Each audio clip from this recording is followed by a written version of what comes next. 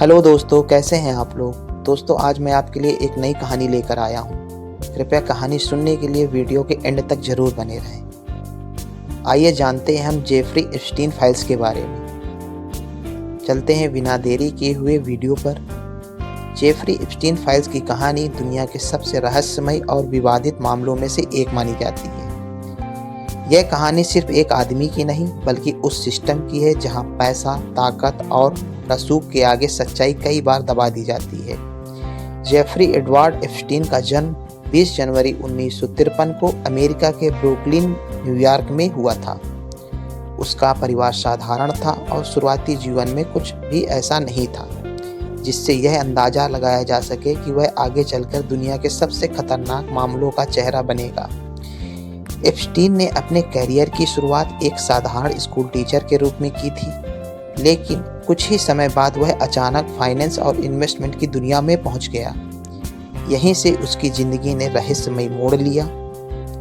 Epstein ने दावा किया कि वह अरबपतियों का पैसा मैनेज करता है और हाई लेवल फाइल, लेकिन हैरानी की बात यह थी कि उसके क्लाइंट्स की कोई साफ और आधिकारिक सूची कभी सामने नहीं आई।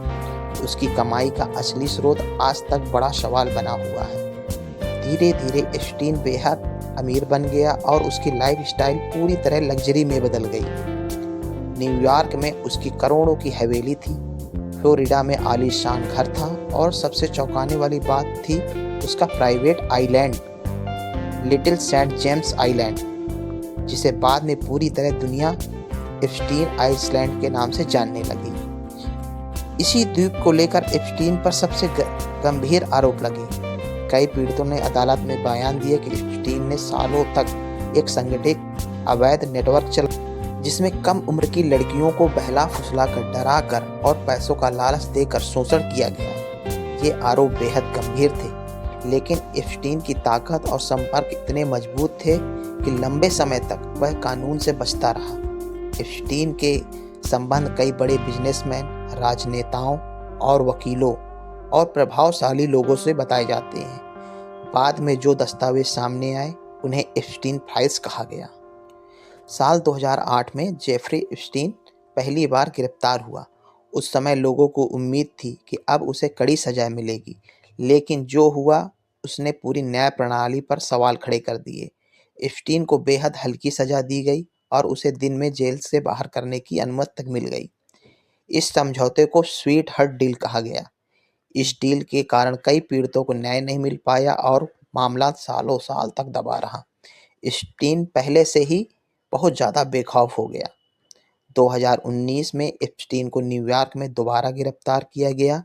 इस बार आरोप बेहद गंभीर थे और मीडिया, जनता और अदालतों पर दबाव भी बहुत ज़्यादा था। ऐसा लगने लगा था कि अब शायद पूरी सच्चाई सामने आएगी और एप्स्टीन अपने नेटवर्क के बारे में बड़े-बड़े खुलासे करेगा। लेकिन तभी अगस्त 2019 में जेल के अंदर जेफरी एप्स्टीन मृत पाया गया। सरकारी रिपोर्ट्स में इसे आत्महत्या बताया गया, लेकिन इस मौत ने और जेल के कैमरे उस समय काम नहीं कर रहे थे। गार्ड्स की लापरवाही सामने आई और एक हाई प्रोफाइल कैदी की सुरक्षा इतनी कमज़ोर कैसे हो सकती है? यह सवाल आज भी लोगों के ज़हन में है। इसी वजह से दुनिया भर में एक लाइन मशहूर हो गई, एप्स्टीन डिडन्ट किल हिमसेल्फ।